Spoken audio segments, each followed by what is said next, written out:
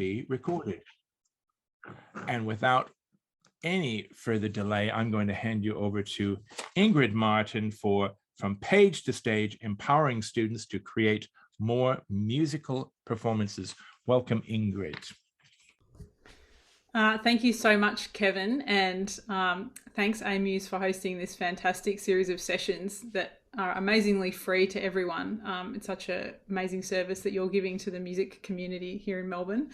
Hi everyone and welcome. It's great to see some familiar faces and also some new faces. Hi. We are obviously all of us living in this miraculous and very challenging world of online teaching, and we all know what it's like when all the students have their cameras off, which is probably most people most of the time. So I completely understand if you are cooking dinner or, you know, off wrangling children of your own or something, but if you are able to put your camera on, I think it just helps us all feel a little bit more connected to each other and go, oh yeah, that's that person that I would normally see at, you know, an in-person AMEB event or at a conference or, you know, round the traps, because lots of us haven't seen each other's faces for a long time. So today we're here to talk about From Page to Stage. Let me get our little slides up here. So I wanted to start by acknowledging that I'm coming to you from the lands of the Wurundjeri people, and I'd like to pay my respects to their elders past, present and emerging, and acknowledge any First Nations people who are here today. I think probably most of us are in Melbourne, but I'd love us to start off by getting that chat rolling and everyone to just pop in your name and where you're from in Melbourne, or if you're not in Melbourne, and also what kinds of music you teach. So whether you're doing instrumental teaching or classroom or ensembles or a mixture of all those, it's great for us to know who's here. So if we could start by putting those in the chat.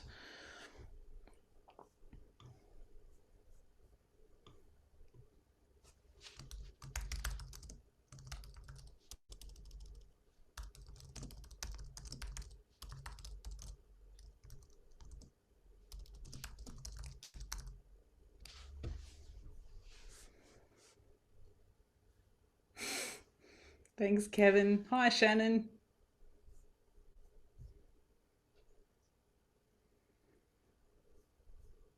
Awesome. Jess doing heaps of things there.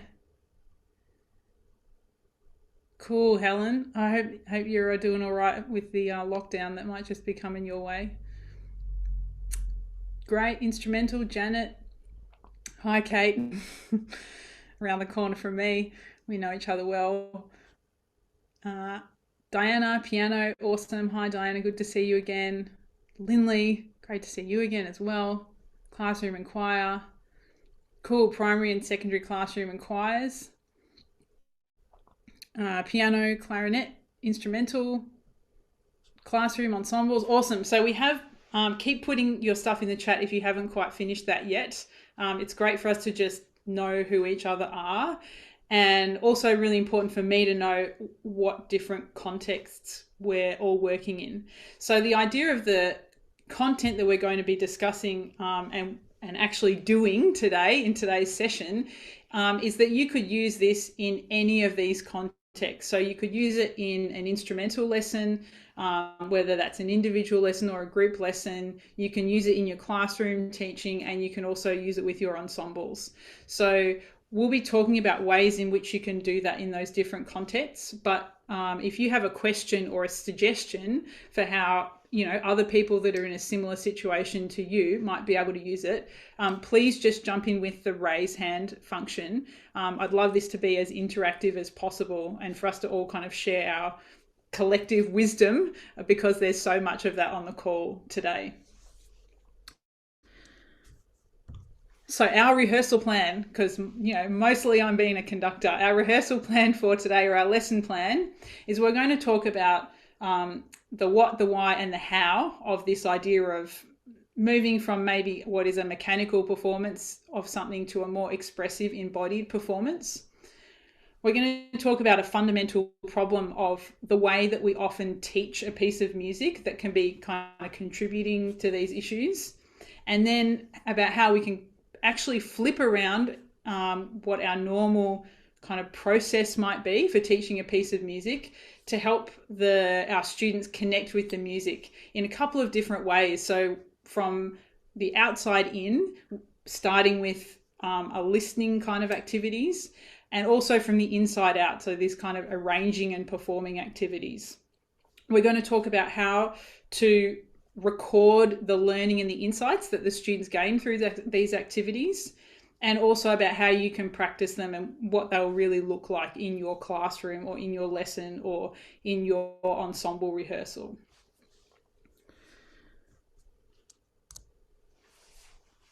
So I want to start with a question, and we're going to be jumping in on that chat in a minute again. I would love you to just take a moment to imagine a great performance that you have been to. Any type of performance, any genre. Maybe you got to see Beyonce or something, lucky you. We're not classic centric here. And I want you to think back to your experience being an audience member. And if you could write in a couple of words in the chat, how did you feel at that great performance and why? And if you feel comfortable sharing what that performance was, that'd be cool, because we'd love to see the range of those things too.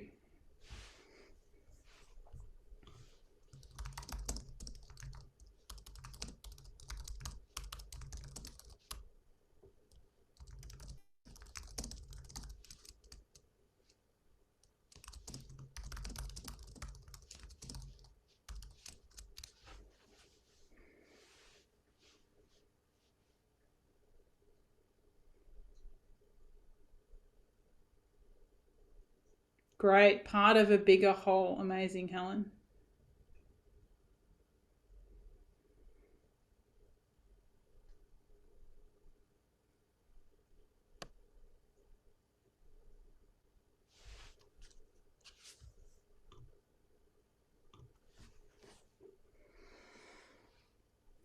The ring cycle.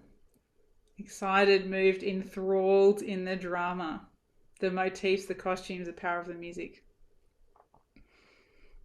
Breathtaking, big piece in a big space. Dream of Gerontius. Sound and emotion through your core. Excited, confirms why I teach music. Look at all the smiles when we say that. Everyone has that feeling. Keep it coming. These are fantastic.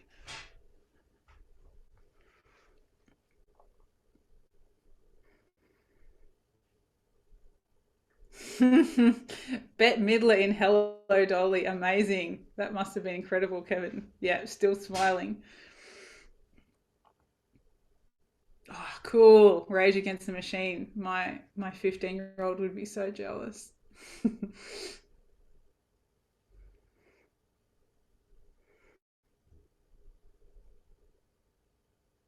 So if we keep them coming, everybody, if we look at what are some of the threads joining these experiences together, look at these words that everyone has used. Part of a bigger whole, invigorated, convincing, excited, moved, enthralled, drama, breathtaking, emotion, excited, smiling, epic. What we're talking about is emotions.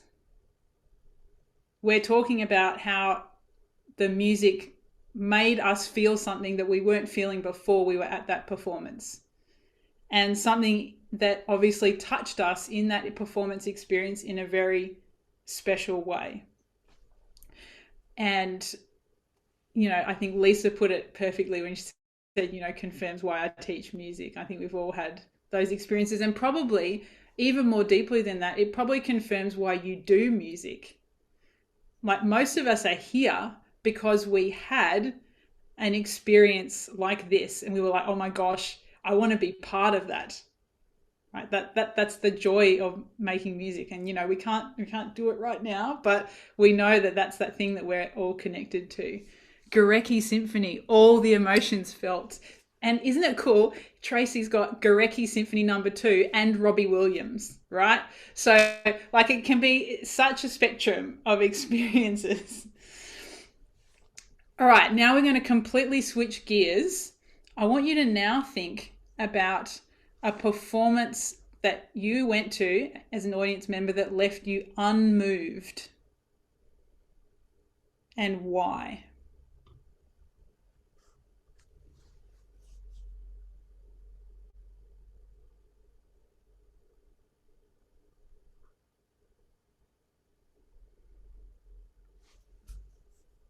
See if you can pop that in the chat as well when you've thought about it.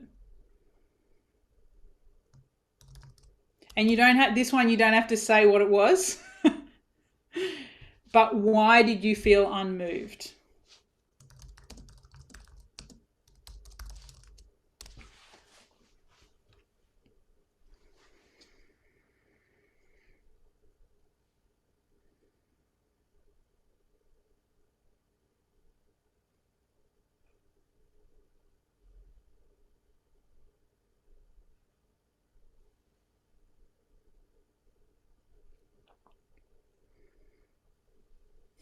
Cool. Okay. Look, isn't it good? They're coming thick and fast with why we were unmoved. The sense that the notes were being played and sung, but there was not engagement with or understanding of the music. That's so well put, Helen. Like they didn't want to be there. A very egotistical jazz soloist, unrelenting blasts of notes for 30 minutes. Not connecting to me. And I can see everyone smiling, like we've all had all of these experiences, right?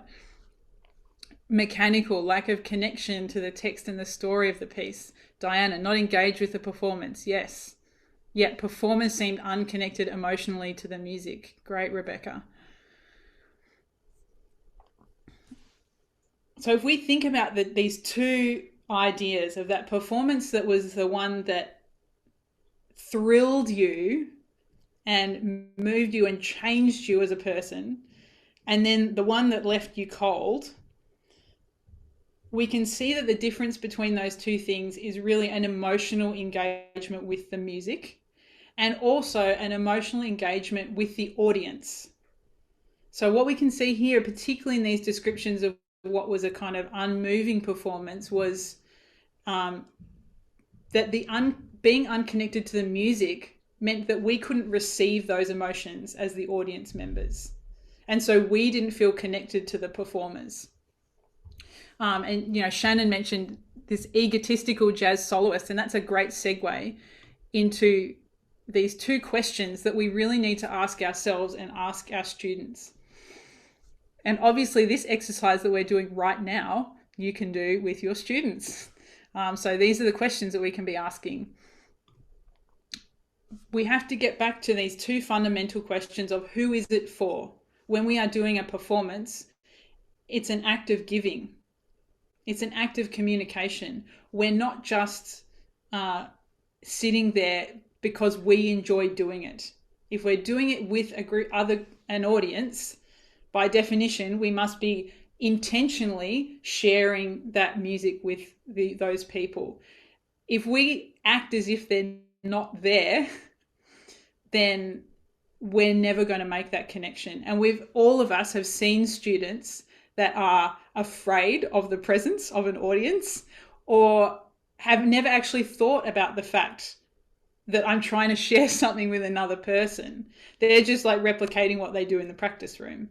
So even just asking your students, who is it for, is a fundamental step into getting them to make that connection with the audience, for them to acknowledge that there is an audience and that there's a group of people that we're doing this for, and that we're making something that is bigger than ourselves. And that's something that students really connect with. And I've found, even just in the last few weeks doing online rehearsals, that my students are less and less interested in doing stuff for music's sake, but if it involves someone else, they become re-engaged.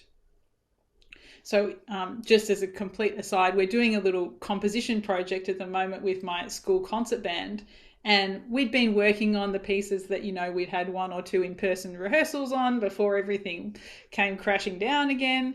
And so we kept working on those and trying to get the kids to understand those pieces and doing analysis and all sorts of very pedagogically sound activities, and they were pretty much not having a bar of it after a few weeks.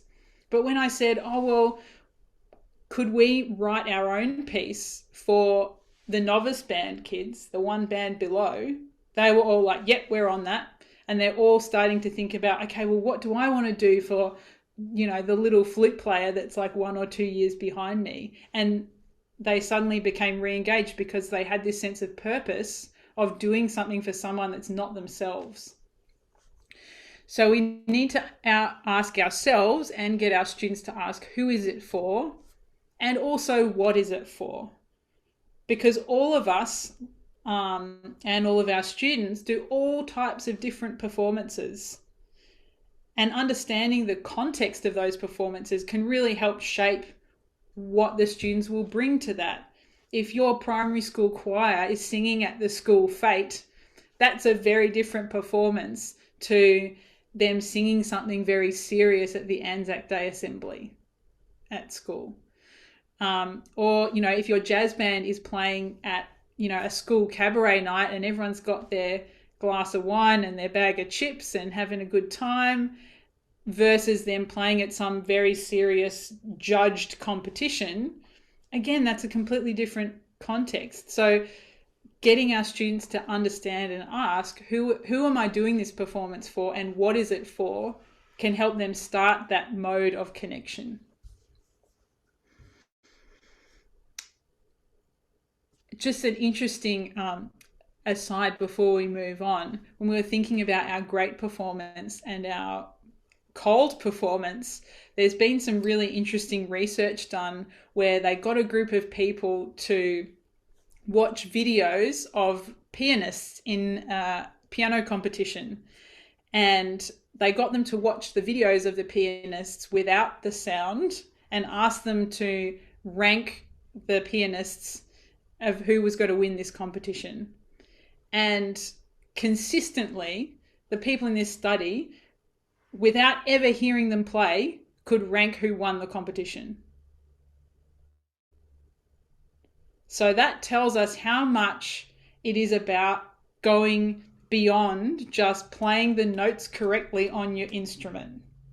It's about all the other stuff, and so much of it is physical, and we're going to be diving deep into the physical in a moment. This is the problem. This is how I was taught music as a kid, and I reckon this is how most of us were taught music, and probably how most of us teach it still, and that's fine.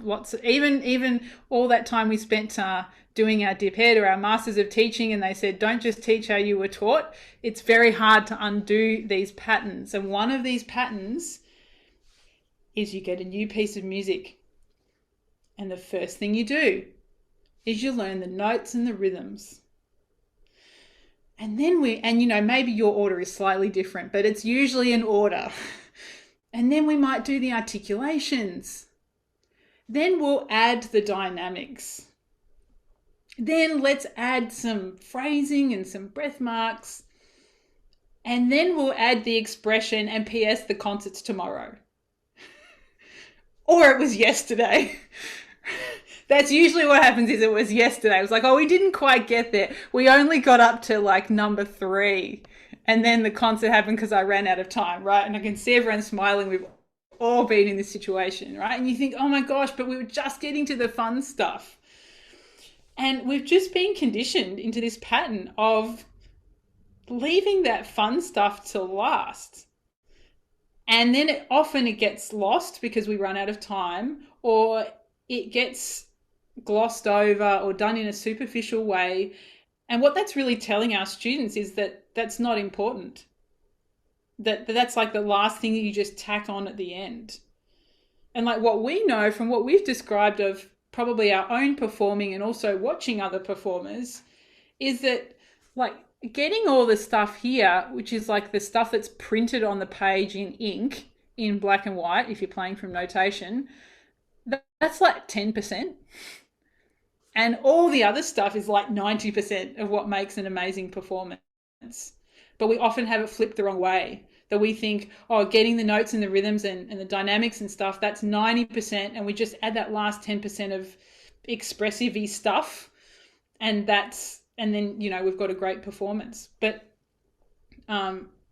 it's not that. It's the other way around. And if you actually look at, if you happen to have VCE students, or even if you've got primary students that one day might be off in VCE music, the VCE criteria for performance, it's basically a given.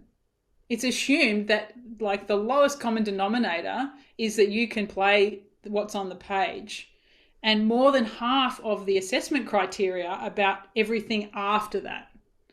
So we need to prepare our students all the way through from primary to secondary that all this other stuff is actually the main event. So what we can do is actually start from this place of expression, of asking the questions. What is the music expressing? What do you think? Even if the student has never seen the piece before, because we can always come back and refine what that interpretation is when we learn more about the background of the piece, or when the student has played or sung the piece more, or they understand the text more, or they've got more context for the story of the music. So it doesn't, if we start from expression, it doesn't mean that what that thing that we start with is going to be fixed.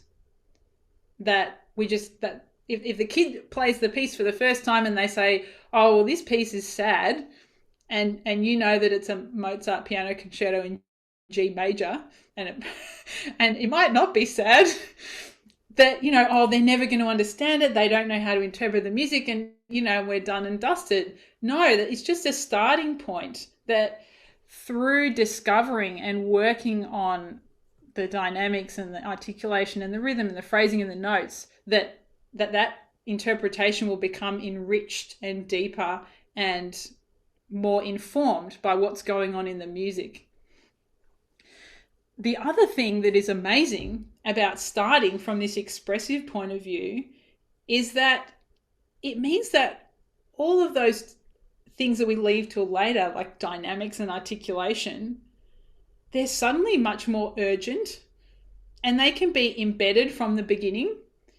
So if a student hears, say, a recording of a piece of music, and they hear it for the first time and they go, the first bit's really scary, and then it goes really calm, then you already have a starting point the first time that they ever play or sing that piece, when they play the beginning mezzo blah, and you say, oh, but hang on, what did you say it was again? Oh, it's scary. Oh, and what dynamic is on the page? Oh, fortissimo. Oh, well, could you make it more scary then? More fortissimo. And then when they go and play the calm bit, and it's also the same dynamic, you say, oh, but hang on a minute, you said that was calm. Is your articulation calm? What does the composer say? And, like, why do you think it's calm? Oh, well, because it's mezzo piano and it's got legato, and well, we better do that, because it didn't sound very calm when you did it just before. Can you make it sound more calm? Anyway, we'll get to more of these questions in a minute. But thinking in this way and presenting music to students in this way from the very beginning has completely transformed my experience as a teacher. It's way more fun, and it is so fascinating to kind of put this over into the students' hands and discover what they think is going on, because their brains are amazing, and they come up with we all know the fantastic things that students come up with. They come up with the most wild things, and you're like, sure, I never thought that the Richard Strauss horn concerto was like about someone rabbit hunting, but great. We'll go with that. Or I had a VCE student last year. It was actually that piece, the Strauss Horn Concerto, and he was determined that, you know, it was about knights in shining armor, and there was a drawbridge, and then there was a guy coming in on a horse, and there was a whole story going on. I was like, wow, that is totally not my interpretation, but cool, you know, like, and he was totally sold on that, and he kind of came up with that himself. So let's jump into how we might get students to that point. So we're going to talk about, and I've sort of touched on this already, but ways of students to connect with the emotion through listening. And then we're going to also talk about ways of them connecting more through doing, even though they are doing in these listening activities. So these can be done with repertoire that, say, your instrumental student is doing, like, I don't know, an AMEB piece or a VCE piece, or it could be, you know, a song that you're learning in classroom music or in your choir, or it could be done with a completely random piece of music. Like, you could pick Ravel Piano Concerto, I don't know, just thinking off the top of my head, or Kinda Blue by Miles Davis. You know, you could do these activities with any piece of music at all. So it doesn't have to just be your pieces. And there's a lot of value in using this to introduce students to pieces that they wouldn't otherwise get exposed to. So it might be something that's way beyond their ability to perform themselves, or it's in a different genre, or it's on a different instrument, but they can still be practicing and learning how to connect with the emotion in the music.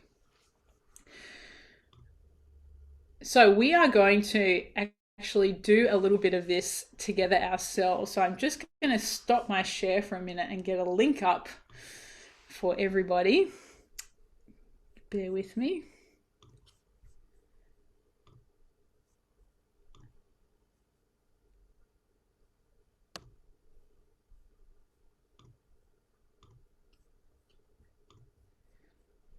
All right, so this is a fantastic online, I don't know, program, I guess, called Padlet, which some of you may or may not have come across. I learnt about it at the end of last year, and it has completely transformed my teaching and how I do online activities with students. So if you click on that link in the chat, it's going to take you to a link, and you should see this screen come up.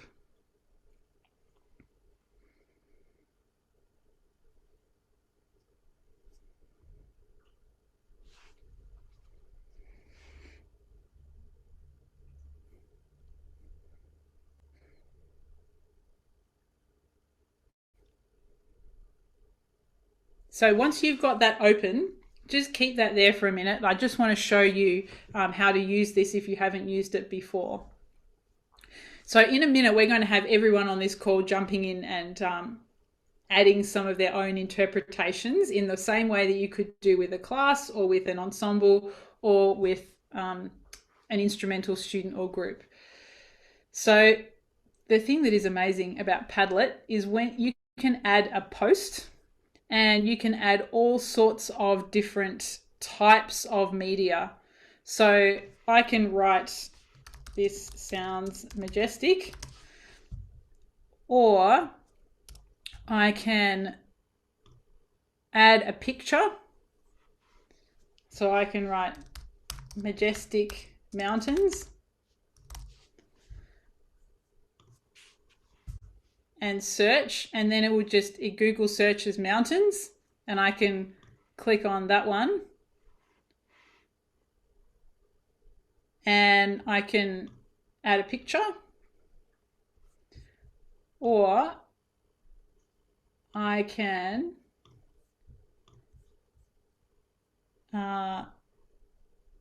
do all sorts of things. So you can upload files, you can record audio, you can draw. Let's just do the drawing one because we're probably going to use that in a minute. So if I said, "Oh, how does this music feel?"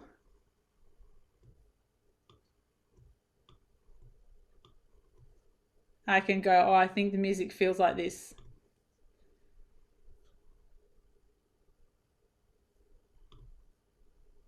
And there we've got a little face about how the music feels. So we are going to listen to a piece of music that some of you might have heard before. And if you have, that's fine, but probably some of you will not have heard before. And I'm going to ask you to, in this first column that says bar 1, draw a face like I just drew. If you think drawing on the computer is too hard, I would love you to put an emoji, you know, like all the kids use, because the kids love emojis. So this one is going to be emojis. So I'll give you a moment to now open up the Padlet yourself, and I can see lots of people have jumped in there. If anyone's got any problems with it, just please shout out and let me know.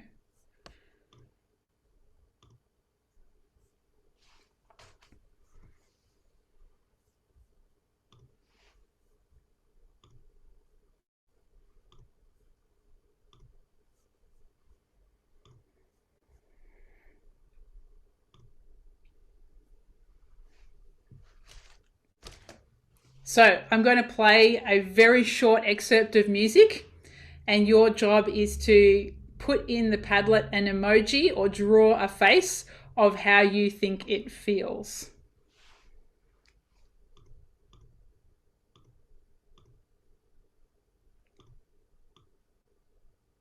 Here we go. There might be a little bit of applause before we start.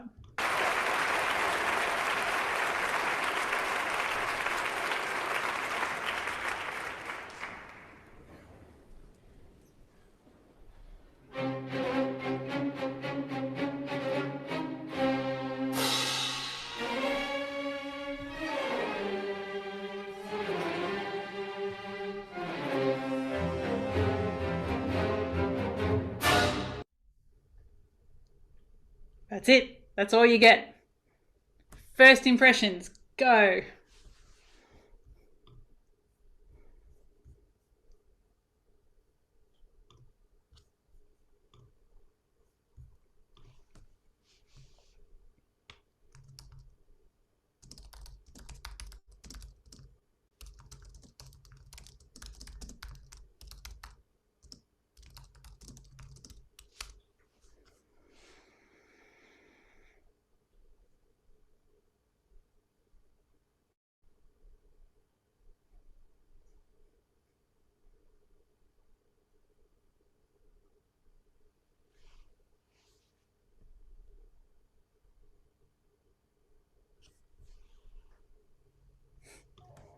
We've got some amazing artists here.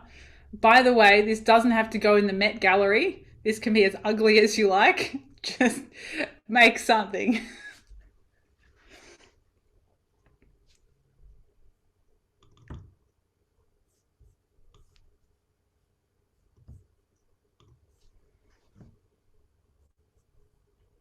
I love these. Aren't these great? Keep them coming, everybody. Oh, so good.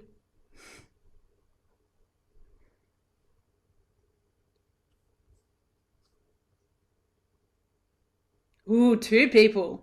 Like Gemini.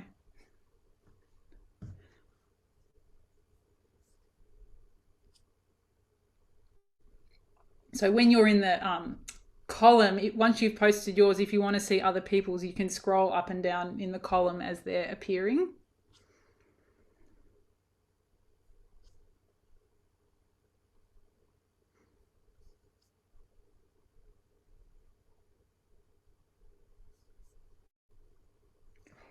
Look at all these faces. So great.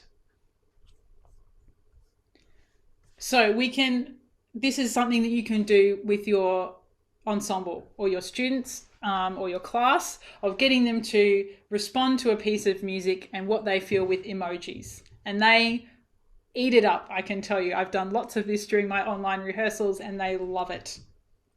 So we are today going to give you a very, very quick bang, bang, bang of about 6 different ways that you can do this activity. So we've done emojis. If you're still going on with your emoji or your smiley face, finish it up. The next thing that we're going to do is, and we can either do this one, you could also do this on paper, by the way, so you don't need this Padlet technology. I've often got students to just hand draw it on a piece of paper and then show it up to the camera, or put it in the chat if they've been drawing it on their computer.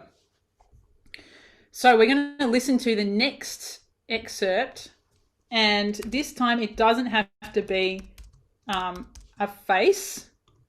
It can be a cartoon of any sort. So if you think, oh, it's not humans, it's definitely dinosaurs, go for it. Okay, so you're just going to, again, draw a little scene, or if you can't find, don't want to draw, you can use that image search to just post in an image of what you think this next section is. So we're now in the second column that says bar 17. This one's very short.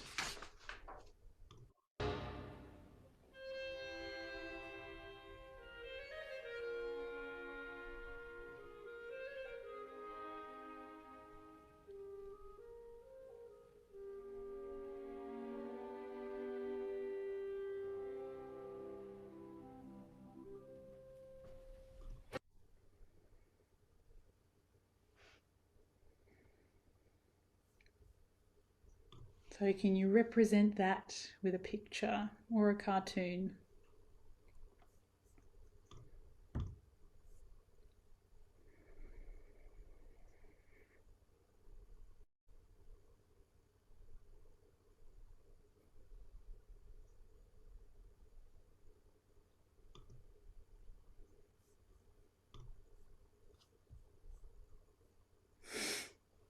We've got Pepe Le Pew wooing here. Excellent.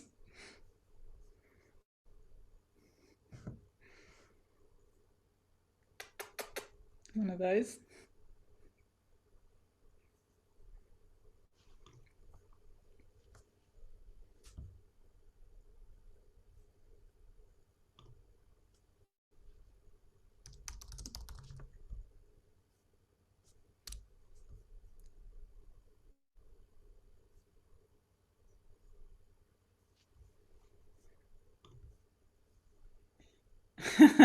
The wink is amazing.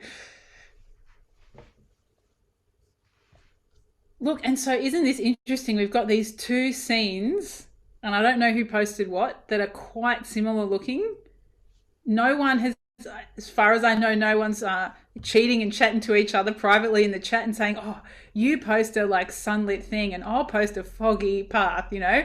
Like, so it's what's so interesting about this when you do it with a big group is the similarities that come and also the wild differences. You know, so we've got our lovely sunlit path and we've got sleazy winking, you know, and everything in between.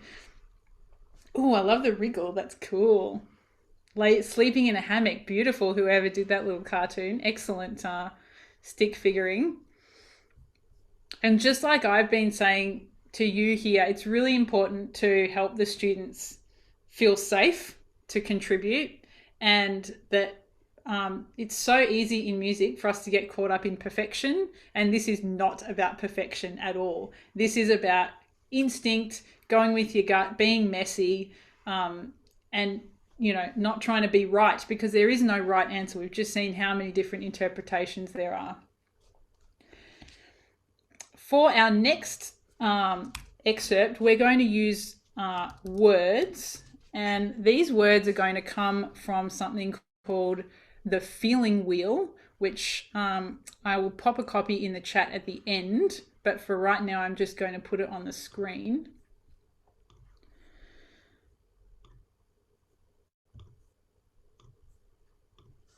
So this is an amazing tool that was developed by a psychologist, but I use pretty much all the time in my teaching to help students be more specific about verbally expressing emotions. Now, obviously, I know we've got people who work with primary school here, and lots of these might be way more complicated than primary school words, but you could make your own version that's a simplified version. This is also a great way to be able to say, I'm teaching emotional literacy in my class, and I'm teaching emotional awareness, and I'm teaching like word literacy as well, because there's lots of words here that students might not have encountered before. So for our next segment, you're going to pick a word from the feeling wheel to describe that section.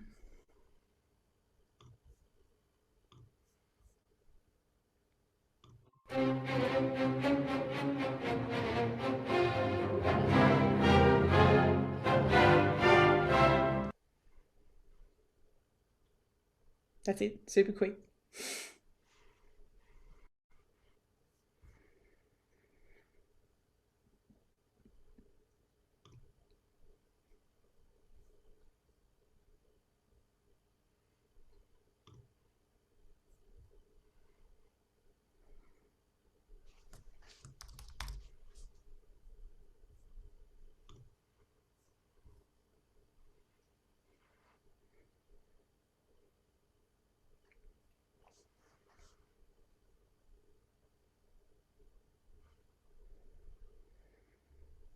Determined, proud, daring. What else?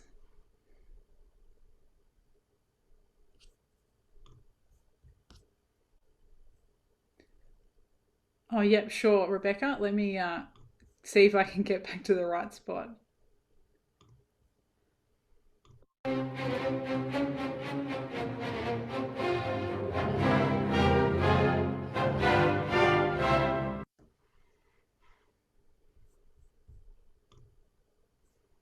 Stimulating, intense.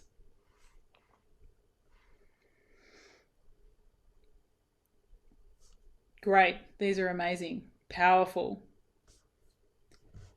So obviously this feeling wheel might not have all the words that your students want to use to encapsulate the music, but it's a really good starting point when they're doing this for the first time, because often they get caught in these middle level words of just these middle sort of six.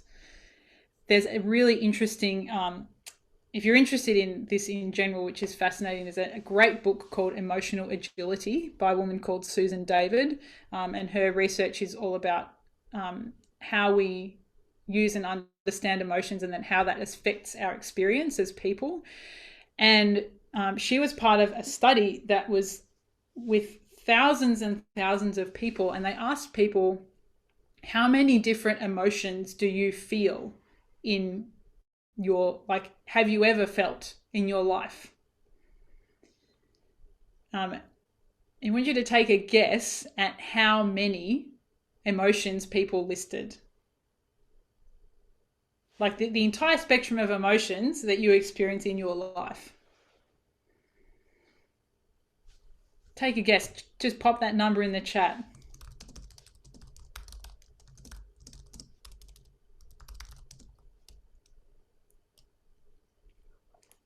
10, 75,000. Cool, Kevin. 4.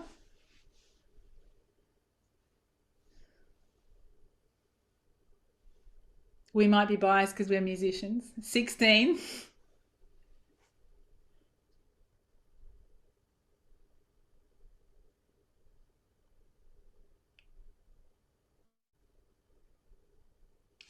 12. So shockingly, in this sample of thousands of people, it was 4, 3 or 4. And it was basically these 4: sad, mad or angry, scared and happy. That was it. And what Susan David's research has shown is that if we're unable to label our emotions with great specificity, then we are unable to have proper connections with other people. And she uses the example, if you go into, let's use the fantastic example of a staff meeting, and you go into a staff meeting and you're angry and you think the other person's angry, that's going to give you a particular situation. But if you can get deeper and go, oh, actually, I'm feeling scared or threatened or not enough, and the other person is feeling judgmental, or the other person is feeling, frustrated, that's a completely different experience. That's a completely different interaction that you're going to have than if you both think, oh, we're just angry.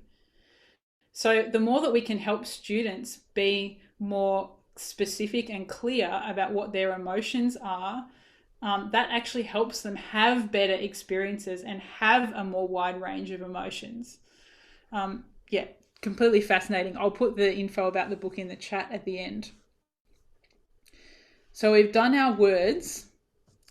Now, whoops, hang on a second.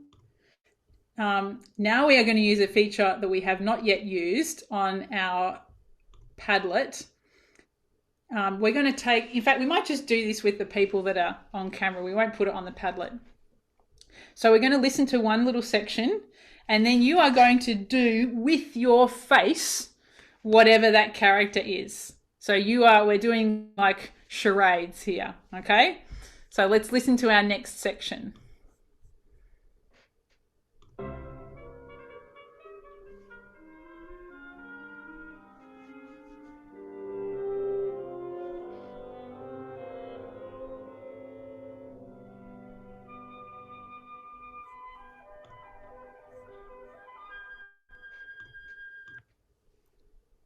Let's listen to that again.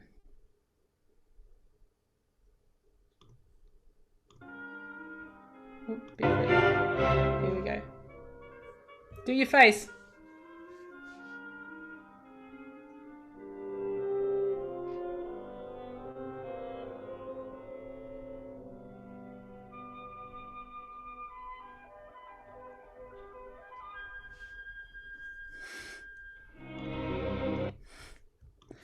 Right, so isn't that fun? We could see the people that had their cameras on, like a whole spectrum of different faces going on, right? And you can be silly about it, and the more silly the better. The kids will get into it if it's really silly.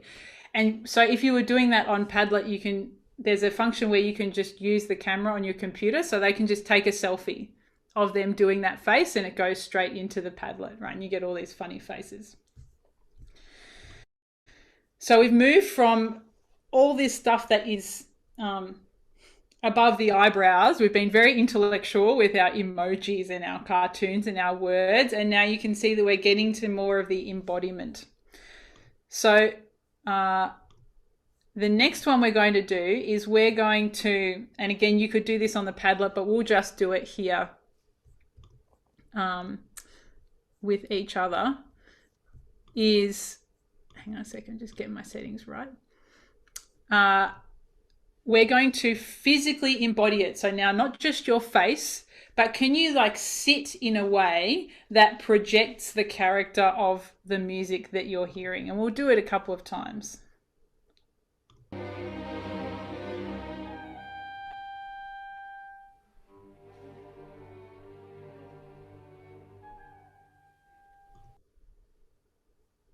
It's very short. Let's listen again. This might be a tail end of the other bit.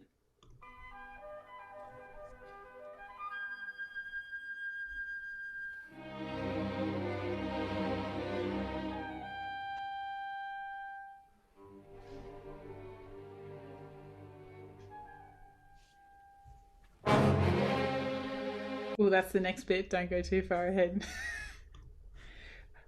Just because that's so short, and I know we don't have that many people with their cameras on, if you're able to turn your camera on, it makes it so much better. Let's do that 2 more times so you can get the gist of it.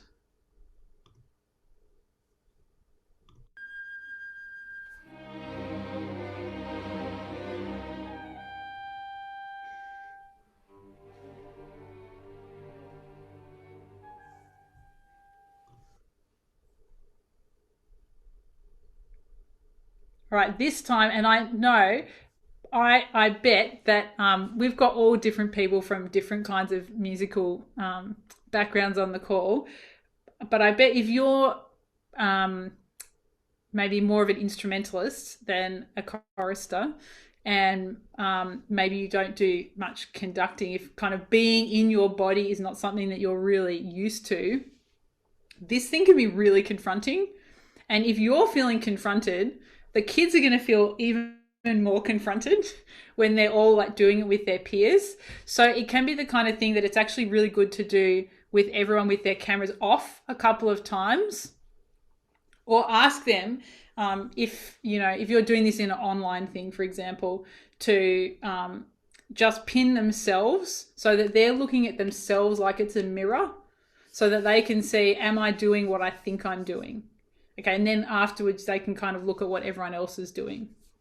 But if you're doing it in an ensemble and they're embodying it, let's say you're in person or a class, I would ask everyone to close their eyes while they're doing that embodying, so that they're not worrying about what the other kids are doing, and everyone's got, standing in their own separate space. So, they're still doing their thing, but they're not worrying about what the other kids are saying and doing.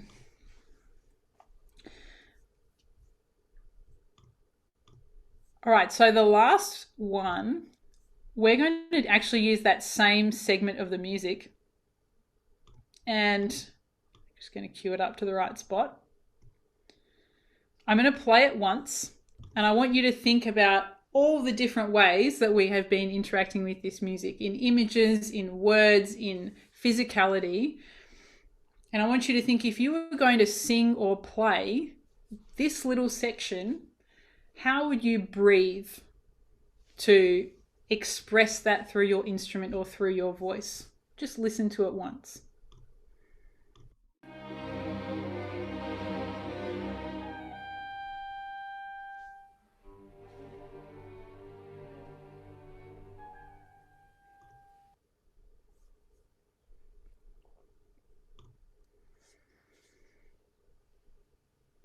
Can you just practice miming whatever it is that is your thing? So, if you're a violinist or you're a singer or you're playing the oboe, if you could mime holding your instrument and mime breathing as if you were about to play that phrase.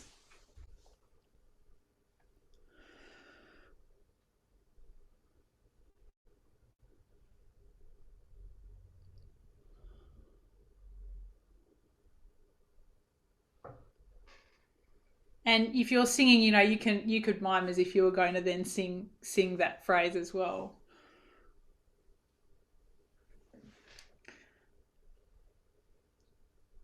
You can feel how that is different in your body compared to, let's go back to a completely different section. Oh, now I've got a YouTube ad.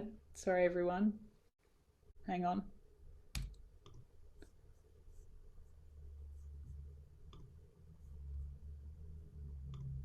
Bear with me. Now you remember how you just breathed in that ya-da-dee-da-dum, ya-da-dum. Now think about this. Oops. And the sound's not on. That's great. Try now.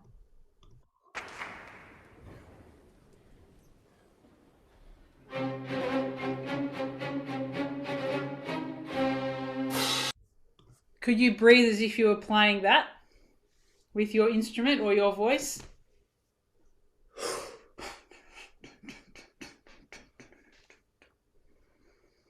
And I don't want you to watch anyone else on the camera. I just want you to look at that tiny little picture of you and see if you can get it on your face as well. Do your breath again.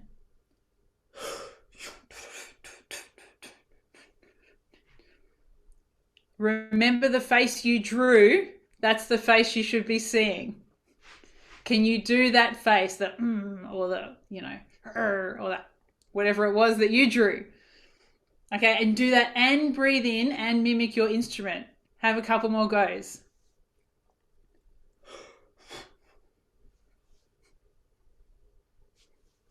Oh, yes, amazing, Rebecca. So good. Keep going, everyone.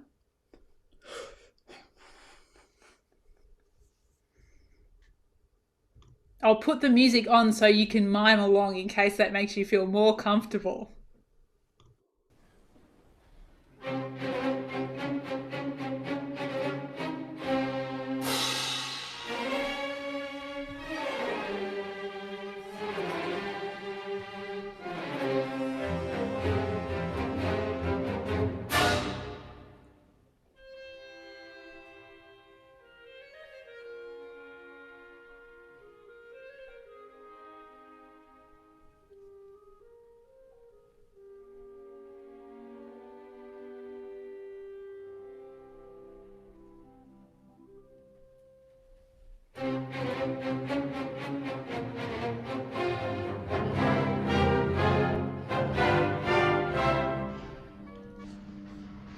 Amazing. Janet was really getting it there. We could see so much movement in your string playing there, Janet. Amazing.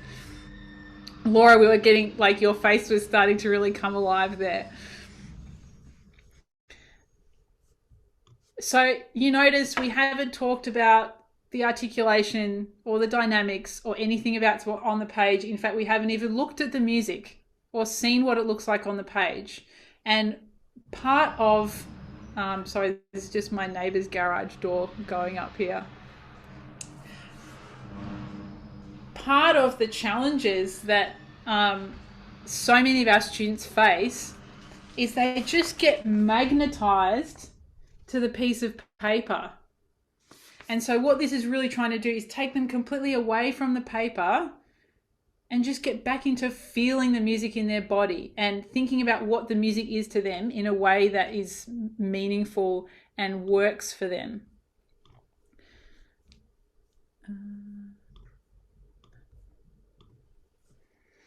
So we've done emojis, we've done cartoons, we've done words, we've done making funny faces. You could also make a story. We've done our poses and our acting, we've done our breathing. Different students will connect with different mediums better or worse than others. So some kids will much prefer to do the emojis. Some kids will love doing the faces. Some kids will really want to do it in words. So getting to know what your different students like and what they feel comfortable with is a great starting point so you can get them more used to doing this. But then also just pushing them in the areas where they feel challenged. Say, oh, okay, you really find it hard to do the acting thing. All right, well, let's just, bit by bit have a go at doing the acting thing, just for a minute or for like 2 bars in a piece, just to sort of push that comfort zone and help them experience something that's not just what they feel comfortable doing. So some questions that we can ask in addition to these activities we've done. If this were a movie, what would be happening? And we can do this either listening or when they've got the music in front of them. What happens next? Who are the characters? How do they feel? What's going on in the action? What genre is this piece or this section of this piece? Like, is it a comedy? Is it a drama? Is it an adventure? Is it pirates? What kind of a thing is it? So, because, we know that our students are on screens all the time and they're all playing video games and they're watching heaps of movies and heaps of streaming and TV and YouTube. This is kind of connecting it with that world that they know. And then them being able to bring that to music and go, oh yeah, this is like that bit in that Marvel movie where, Iron Man wins. Like, that's what this feels like. Because that's the music that they're consuming, is game soundtracks and movie soundtracks and TV soundtracks. If this were and you can really insert anything here. If this were a something else, what would it be? If this were a font, is this piece Comic Sans or is it, Times New Roman? or, you know, if it was an image, which we did, or if it was a word, or if it was a meal, what would it be? What would it taste like? Oh, this is really salty, this bit here. Oh, this is spicy. You know, anything, like just, you are only limited by your own imagination with these questions that we can ask.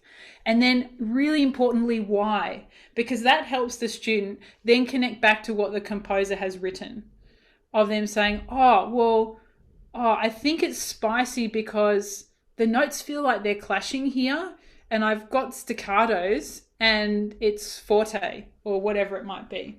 So then what they're doing is they're putting together and making the connection between the feeling, the expression, and what are the elements that are creating that feeling. And then they're able to do that kind of both ways in two directions, which we're going to get to.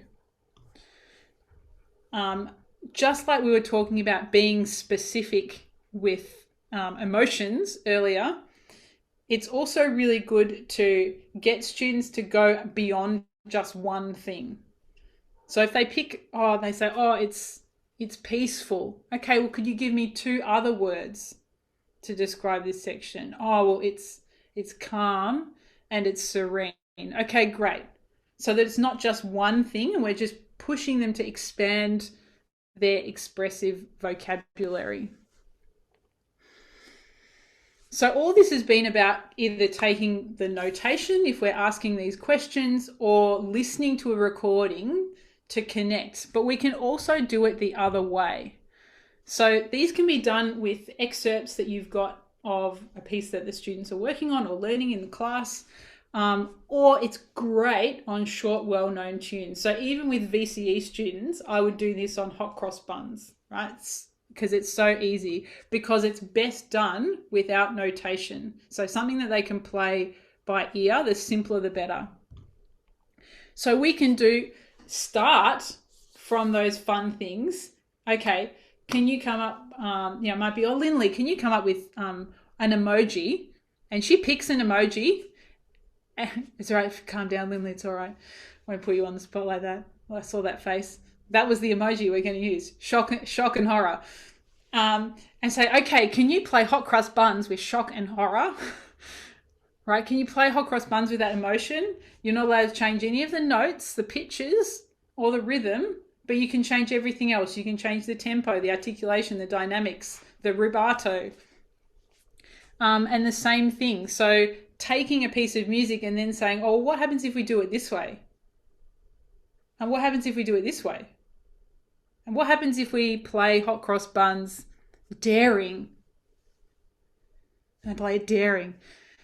Okay, and then what happens if we play it mad? And I can tell you, even if you've got beginners that have only just learned how to play hot cross buns, they love this. And it sounds completely wild. I can tell you, beginner French horns playing hot cross buns angry is quite an amazing experience. Lots of elephant going on.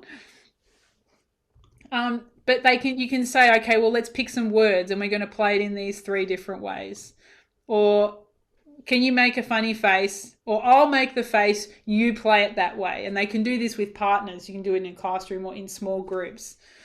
And even in an ensemble, it's a great thing to do. Just turn to the person next to you. Partner A is going to pick the emotion, and partner B is going to play it back.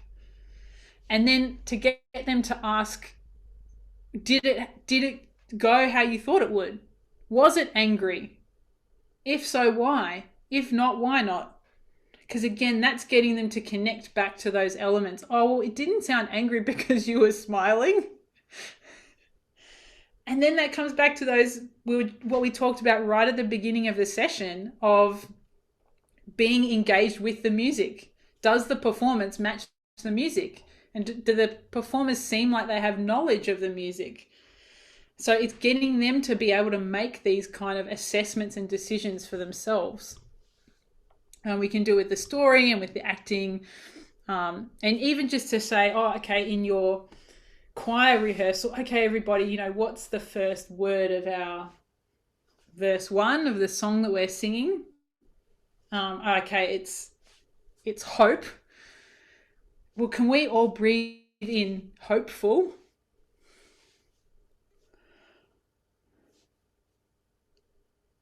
And then we could say, oh, Kevin, tell us a word that's like the opposite of hope. And Kevin might say, I don't know, dejected. Okay, can we all breathe in dejected and then sing the word hope? And they go, oh yeah, that doesn't really work. Right, so particularly if you're starting out with this for the first time, the more polar opposite that you can be, the better. So going for those things that we're in the feeling wheel, right in the middle, things that are opposite. So I'm just looking at it and I can see peaceful on one side and scared on the other.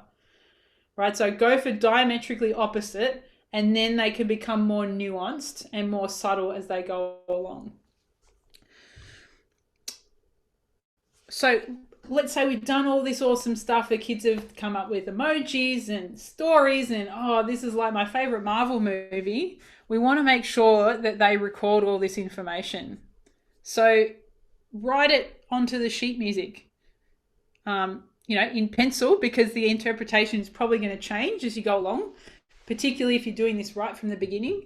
But say to them, okay, write it down. Okay, it starts off and there's a man hunting and he's by himself in the forest, and then the moon comes up and then he sees a wolf and he runs away. Okay, write all of that over the music.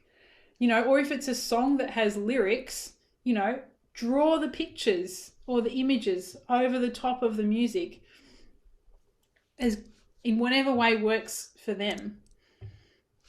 Another thing they can do is make a map of the music on a separate piece of paper. So just like we had in our Padlet, we had bar 1, bar 12, bar da-da-da-da-da. They can do that on a sheet of paper of just, you can't quite see, but, writing, bar 1, bar 12, bar 16, bar whatever, and drawing their pictures in there. And they can have that on their music stand when they're practicing that piece of music. But okay, so this is my map for insert piece that your students are doing right now. Simple Song by Ralph Holgren. Okay, this is our map. It starts out peaceful and then it gets brooding, and then I've got a picture of a turtle. I don't know why, but whatever it is. If you're doing this physical stuff that we've just been doing in terms of, practice doing the face yourself, or practice physically embodying the character, or doing a pose of what's going on in the music, get them to record that on video. For instance, using Flipgrid or on their phone, on Padlet. You can do it on Teams, on Google Docs. Those platforms are great because then they can share it with you, and you can also, kids can see lots of other kids' interpretations and impressions of the music. So doing this, you can obviously do it in your instrumental lessons on like a section of a piece or on an entire piece. You can do it in ensembles with the whole group, of asking everyone, what do you think? And they'll all come up with different answers, and that's cool. Or you can do that in pairs or in sections, or they could go off in sectionals. You can do it online and in person. You can do it, I don't have classroom stuff here, but obviously all you awesome classroom teachers, I know you can think of all the myriad ways that you could do this in a classroom. And if you've got those recordings, they can do self-assessment and peer assessment. I was aiming for it to be this. And then was it that? If not, why not? Or, I'm in a pair with Shannon, and we're both going to record this little excerpt of music, and then we're going to tell each other what character we thought it was. We're going to guess. It's like musical charades, right? And then they can assess each other and help each other become more expressive.